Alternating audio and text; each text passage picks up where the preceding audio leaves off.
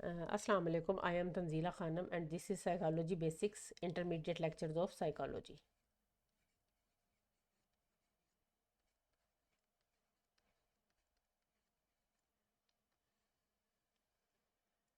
हम anxiety disorders को continue कर रहे हैं। आज इसके सिलसिले में हमारा लास्ट डिसऑर्डर है जिसका नाम है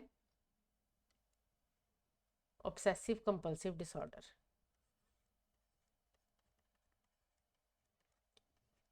आपने अक्सर इसका नाम सुना होगा। अगर ऑब्सेसिव का आपको नहीं पता तो ऑब्सेसिव कंपल्सिव का तो इसका जो एब्रीविएशन है वो यूज़ किया जाता है OCD।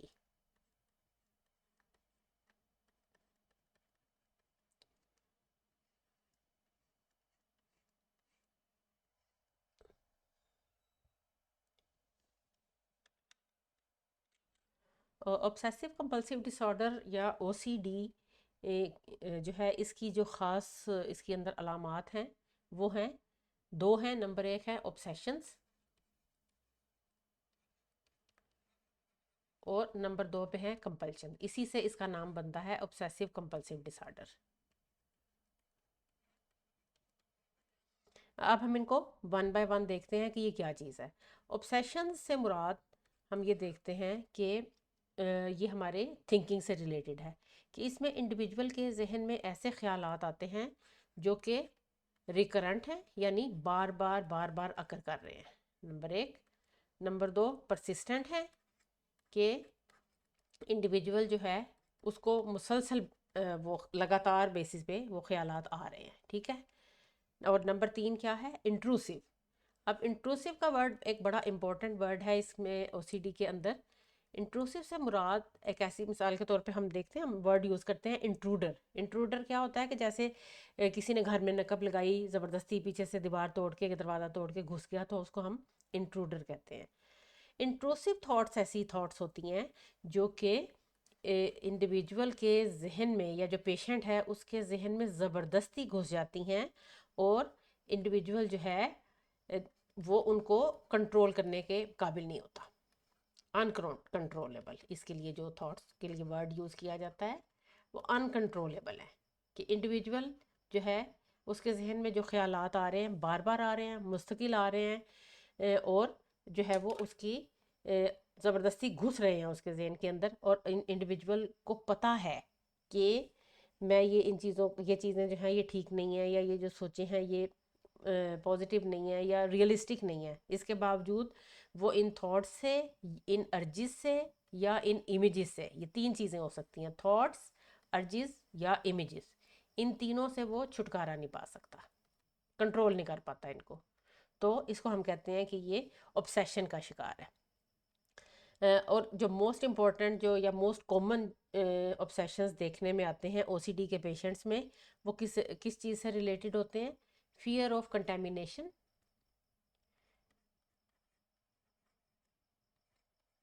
कि एक इंडिविजुअल को ये डर होता है कि मुझे जरासीम लग जाएंगे, मैं बीमार हो जाऊंगा। कहीं पे भी गर्द है, मिट्टी है, कोई पोल्यूशन उसको नज़र आ रही है तो वो कहेगा कि मैं मेरे बीमार होने का ख़तरा है। उसके अलावा सेक्सुअल और अग्रेसिव किस्म की थॉट्स या इमेजेस भी या अर्जीज उसको नज़र आती हैं।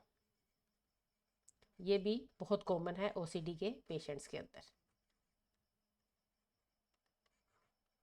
और तीसरी चीज़ जो DSM के अकॉर्डिंग, DSM-4 के अकॉर्डिंग बहुत ज़्यादा नज़र आती है वो है बॉडी प्रॉब्लम्स।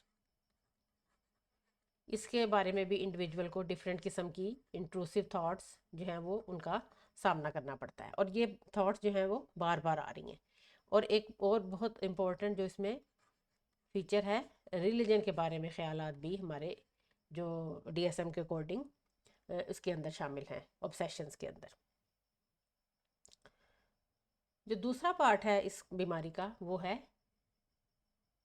कंपल्शंस। हमने बात की ना ऑब्सेसिव कंपल्सिव डिसऑर्डर, तो दूसरी चीज़ है कंपल्शंस। अब कंपल्शंस क्या हैं, कंपल्शन की डेफिनेशन अगर हम देखें तो इससे मुराद है रिपेटिटिव एक्शन, यानी एक एक्शन ऐसा कि जिसको इंडिविजुअल बार बार जो पेशेंट है वो रिपीट कर रहा है। रिपेटिटिव यानी उसमें हमने पढ़ा था ना रिकरेंट, के बार बार थॉट आ रही है। ये जो एक्शन है रिपेटिटिव है कि एक इंडिविजुअल जो है वो बार बार बार बार एक ही एक्शन जो है वो परफॉर्म कर रहा है, और क्या है, उसको ही फील्स कंपेल्ड कि उसको एक इतनी मजबूरी का सामना करना पड़ता है, या इस कदर स्ट्रोंग उसके अंदर से ये अर्ज उठती है कि मैंने जो है वो ये काम करना ही करना है। तो इसलिए इसको हम कंपल्शन कहते हैं, क्योंकि हमें बहुत से हमारे वॉलंटरी एक्शंस हैं ना, जो हम, जाहिर है हमारे वॉलंटरी एक्शंस हम खुद से कर रहे होते हैं, खुद से परफॉर्म कर रहे होते हैं, खुद से एक्शंस अपने शो ले रहे होते हैं। लेकिन कंपल्शंस में और आम एक्शंस में ये फ़र्क है कि एक तो ये रिपेटिटिव होते हैं, और दूसरा इंसान जो है वो नहीं भी करना चाह रहा, लेकिन फिर भी जो है वो मजबूर है। क्यों? क्योंकि उसको पता है, ये वो उसको वो जानता है कि ही इज़ अवेयर कि ये जो है ये इरेशनल है, और जो है वो यूज़लेस हैं, उनकी अनइम्पोर्टेंस से वो वाकिफ़ है, लेकिन उसके बावजूद जैसे ऑब्सेशन में वो अपने आप को मजबूर महसूस करता है और कंट्रोल नहीं कर पाता, इसी तरह इसको भी कंट्रोल नहीं कर पाता। और अगर इनको कंट्रोल करेगा या इस पे अमल नहीं करेगा तो क्या होगा कि उसकी जो एंग्जाइटी है ना वो बढ़ जाती है। तो उस एंग्जाइटी को बढ़ने से बचाने के लिए इंडिविजुअल जो है वो वाला एक्शन बार बार बार बार बार बार रिपीटेडली जो है वो कर रहा होता है। अच्छा, उसके बाद क्या है, अगर वो नहीं करता, एंग्जाइटी तो बढ़ रही है, उसके अलावा एंग्जाइटी के साथ साथ किस चीज़ की एंग्जाइटी होती है कि उसको एंग्जाइटी इस चीज़ के बारे में होती है कि कोई अनएक्सपेक्टेड कॉन्सिक्वेंसेस जो है वो सामने आएंगे अगर मैंने अपनी इस ऑब्सेशन के ऊपर अमल ना किया।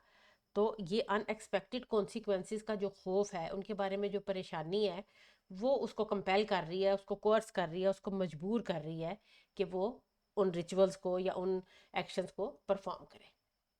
तो ये हमने देखा कि ऑब्सेशंस और कंपल्शन जो है वो किस तरह से दो इसके फीचर्स हैं। अब हम ये देखेंगे कि मोस्ट कॉमन जो कंपल्शन, जैसे हमने ऑब्सेशंस पढ़े ना, मोस्ट कॉमन जो हैं वो कौन से थे, इसी तरह जो कंपल्शंस हैं मोस्ट कॉमन, वो किस चीज़ से रिलेटेड हैं, क्लीनलीनेस के साथ और सेफ्टी के साथ, इन दो चीज़ों के साथ ये अच्छा, इसका जो बहुत कॉमन हमें देखने में आता है ना, अगर हम क्लिनिकल साइड पे भी देखें तो हमें नज़र आता है, हाथ धो रहा है, एक एक पेशेंट जो है वो बहुत ज़्यादा हाथ धो रहा है, बार बार हाथ धो रहा है, उसको लगता है कि मेरे हाथ गंदे हैं, जो एक बड़ी क्लासिकल सी एग्जांपल है ना इसकी, ओसीडी की, वो हाथ धोने के साथ रिलेट की जाती है। फिर बार बार एक इंसान नहा रहा है और बड़ी बड़ी देर लगा के नहा रहा है, फिर सेफ्टी मेजर्स के भी मैंने पता नहीं ताले चेक किए हैं कि नहीं, मैं घर से निकला था तो मैंने गैस का स्टोव बंद किया था कि नहीं। तो DSM-4 के अकॉर्डिंग इसमें इसकी जो DSM-4 की बात हम इसलिए करते हैं क्योंकि आपका जो सिलेबस है वो DSM-4 के अकॉर्डिंग बना हुआ है, तो इसलिए हम DSM-5 की बजाय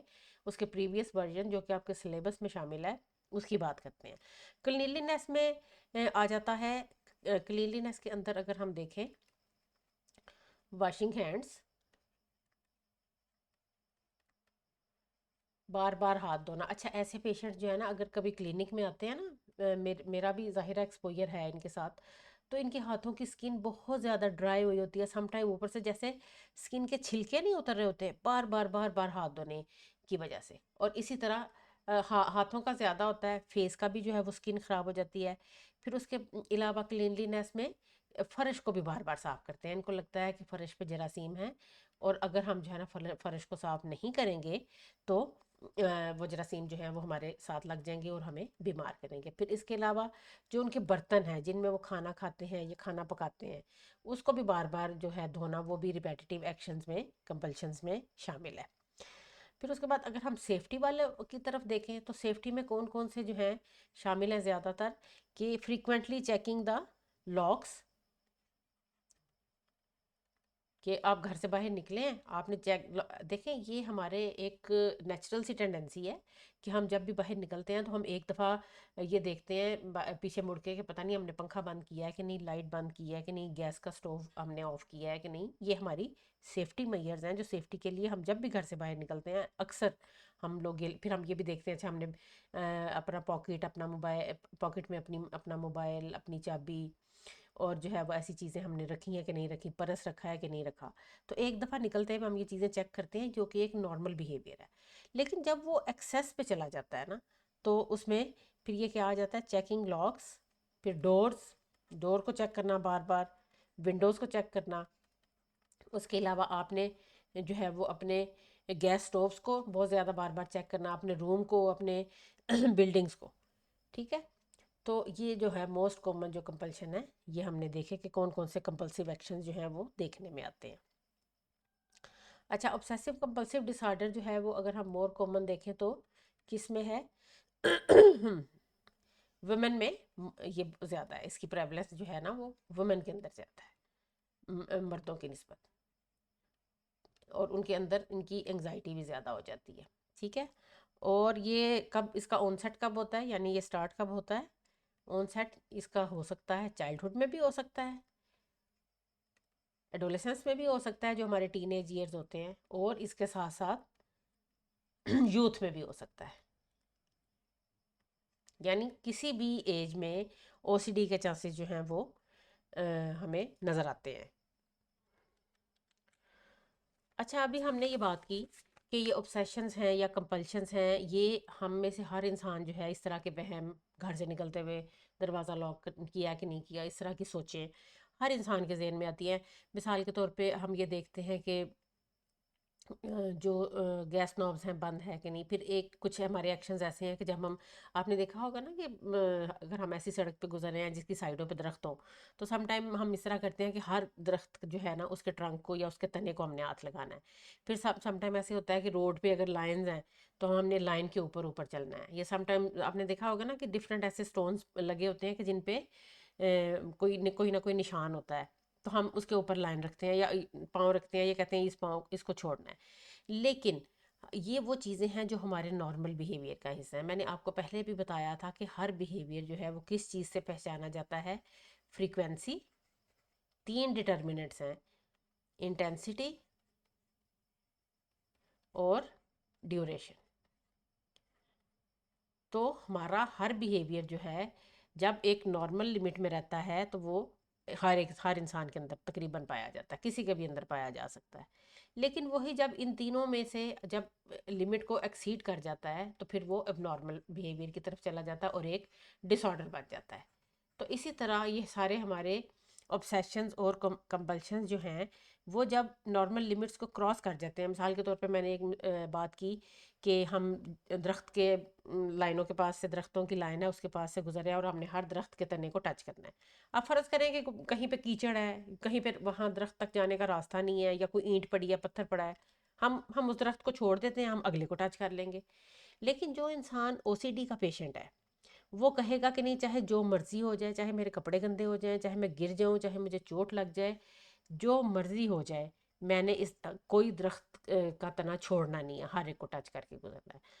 अगर कोई रह जाएगा तो वो दोबारा वापस आएंगे। फिर इस तरह एक और मिसाल इसमें ये देखी जाती है कि कुछ लोग जो हैं वो सड़क पे जो लाइनें लगी होती हैं ना, जैसे स्क्वेयर्स बने होते हैं, उनको काउंट करते हुए जाते हैं, 1 2 3 4 5। अब समटाइम ऐसा होता है कि उनका ध्यान कहीं ट्रैफिक की वजह से उलझा और कोई एक डब्बा मिस हो गया। अब वो क्या करेंगे? वो ये नहीं करेंगे कि चलो ठीक है, हम कोई नहीं, मिस हो गया तो खैर है।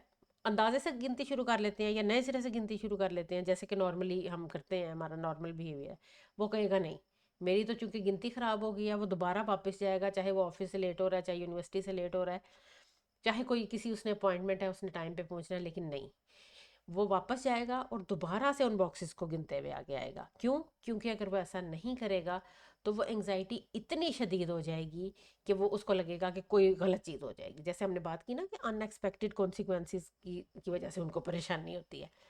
तो फिर ये क्या है कि जब ये चीज़ें बहुत ज़्यादा इंटेंस हो जाती हैं, बहुत ज़्यादा फ्रीक्वेंट हो जाती हैं और बहुत ज़्यादा लंबे अरसे के लिए रहती हैं, तो फिर इसको हम कहते हैं कि अब ये एक डिसऑर्डर है।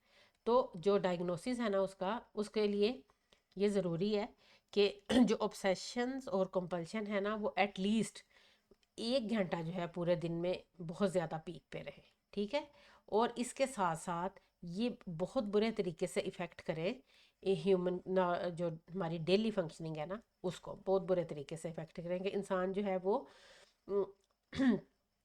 यही बैठ के सोच रहा है, यही बैठ के बार बार बिहेवियर शो कर रहा है, लेकिन जो उसकी अपनी डेली फंक्शनिंग है ना उसके ऊपर वो प्रॉपर फोकस नहीं कर रहा। चाहे वो उसकी पढ़ाई है, चाहे वो उसकी जॉब है, जो भी उसकी रूटीन है, वो उसको पूरा नहीं कर पा रहा। अब इसके कुछ और सिम्टम्स भी हैं, उनको हम देखते हैं कि इसमें और कौन कौन से सिम्टम्स हैं। अभी तो हमने ऑब्सेशंस और कंपल्शन हमने, अच्छा कुछ लोगों में सिर्फ ऑब्सेशंस होते हैं, कुछ लोगों में सिर्फ कंपल्शन होते हैं, और कुछ लोगों में दोनों चीज़ें होती हैं। तो कुछ और सिम्टम जो इसके साथ साथ हमें देखने में आते हैं वो है एंग्जाइटी। हमने देखा ना, ये हम एंग्जाइटी डिसऑर्डर के अंडर इसको पढ़ रहे हैं। अगरचे DSM-5 में अब ऑब्सेसिव कंपल्सिव डिसऑर्डर्स का एक अलग से क्लस्टर या ग्रुप बन गया हुआ है, और उसमें OCD के अंदर और भी काफ़ी सारे जो हैं डिसऑर्डर्स शामिल किए गए हैं। फिर उसके बाद है सैडनेस, उदासी महसूस होती है। नंबर 3 पे सेंस ऑफ गिल्ट, कि मैंने ये काम क्यों नहीं किया, या सम टाइम ये होता है कि अच्छा मैंने इतना टाइम इन्हीं सोचों पे ज़ाया कर दिया, लेकिन इसके बावजूद वो इंसान, वो मरीज़ जो है वो अपने आप को इससे छुटकारा नहीं दिला सकता। और फिर इसके अलावा एक और सिम्टम होता है कि एस्केप फ्रॉम स्पेसिफिक थिंग। ऐसे लोग जो हैं वो ऐसी चीज़ों से, या अवॉइडेंस, जैसे मैंने आपको पहले भी बताया कि एंग्जाइटी का एक बहुत इंपॉर्टेंट सिम्टम जो है वो अवॉइड करना है चीज़ों को। तो ऐसी स्पेसिफिक थिंग्स जो कि उनको एंग्जाइटी देती हैं उससे बचना, जैसे मिसाल के तौर पे वो कहें कि हमने हर सफ़ेद चीज़ से दूर रहना है, या हमने हर ब्राउन कलर की चीज़ से दूर रहना है, या खाने वाली चीज़ों में ये वाली चीज़ हमने नहीं खानी।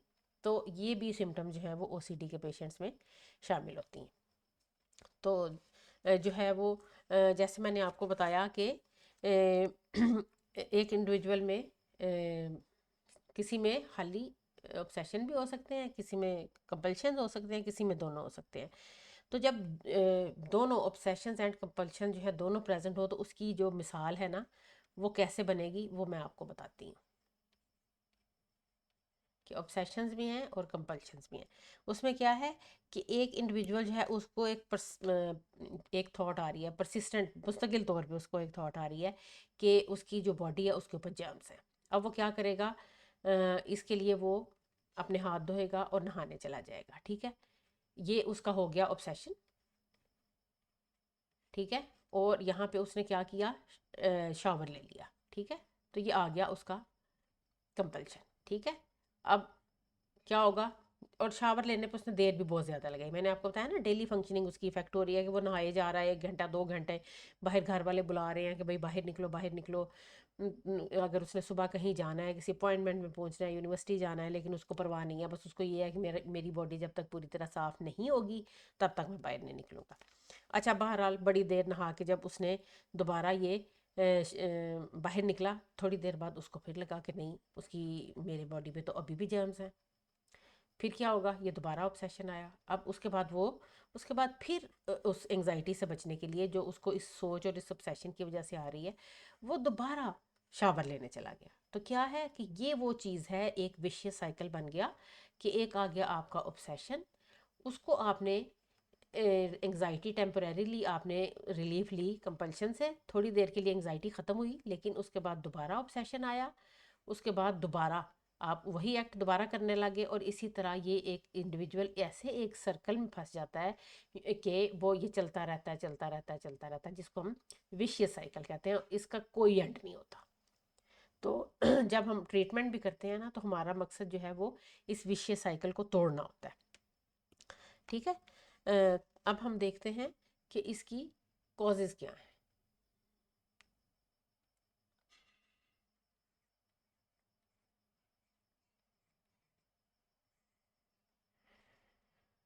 अच्छा, अगर हम फ्राइड आपको पता है साइकोलॉजी में बहुत एक इम्पॉर्टेंट नाम है। अगर फ्राइडियन कंसेप्ट के मुताबिक देखें ना,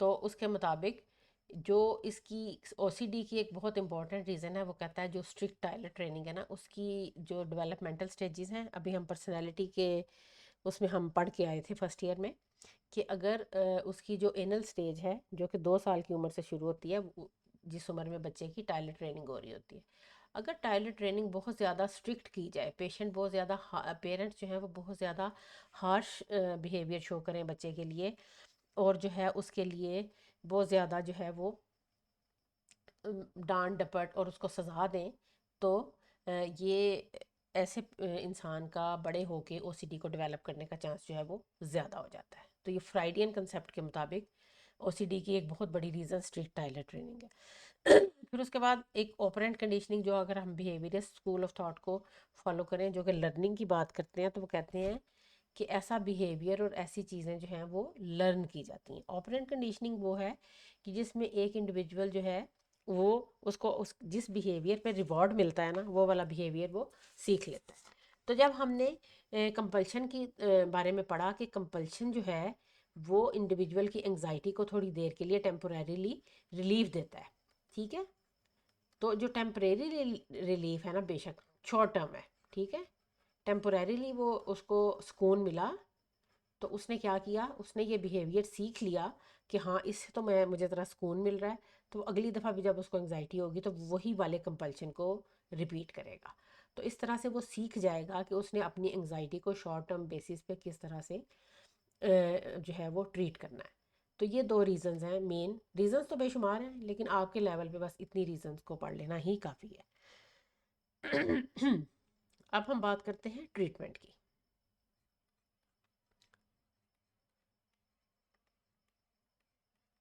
हम चूँकि मेडिकेशन की बात नहीं कर रहे, क्योंकि हम हेल्थ साइकोलॉजी पढ़ रहे हैं और उसमें हमारा काम मेडिकेशन के हट के साइकोथेरेपी पे है। तो हम सबसे पहले बात करेंगे कि जो साइकोथेरेपी है वो इसके लिए जो बहुत सबसे इफ़ेक्टिव जो कुछ साइकोथेरेपीज़ हैं उनमें एक नाम जो आता है वो है थॉट स्टॉपिंग। ये एक ऐसी टेक्निक है, क्योंकि हमने देखा ऑब्सेशंस हमारे हैं ही इंट्रूसिव थॉट्स जो बार बार बार बार आ रहे हैं और मुस्तकिल बुनियादों पे आ रहे हैं। तो थॉट स्टॉपिंग जो है वो इस तरह से यूज़ की जाती है कि इंडिविजुअल को ट्रेन किया जाता है कि वो अपनी इंट्रूसिव थॉट्स या ऑब्सेशंस को किस तरीके से स्टॉप करे, किस तरीके से जिस वक्त भी वो अकर करती है उसको किस तरीके से रोके। और दूसरी जो थेरेपी इसके लिए बहुत ज़्यादा इफ़ेक्टिव है वो है एक्सपोजर एंड रिस्पॉन्स प्रिवेंशन। इसका नाम आपको बहुत अच्छे तरीके से याद होना चाहिए, क्योंकि ओसीडी के लिए सबसे ज़्यादा इफ़ेक्टिव थेरेपी यही है। इसको ईआरपी भी कहते हैं, एब्रीविएट शॉर्ट फॉर्म में ERP, exposure and response prevention.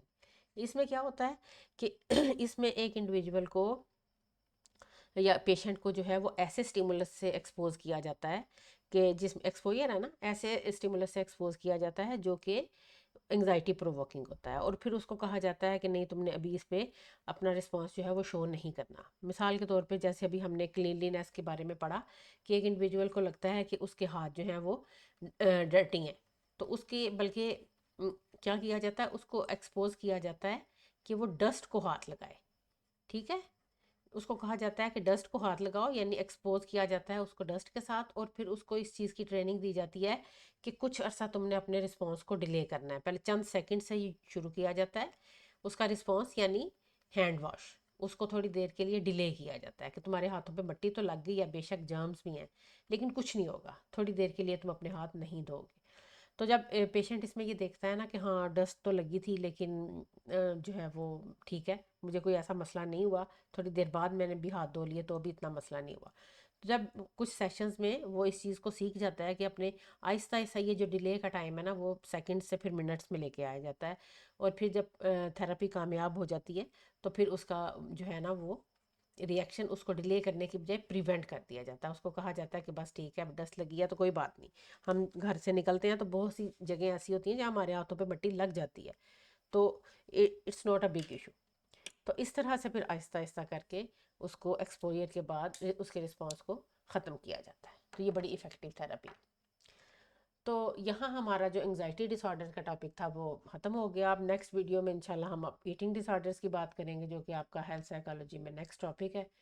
So hope you found it helpful. If so, please like and share the video and subscribe to my channel. Thanks for watching.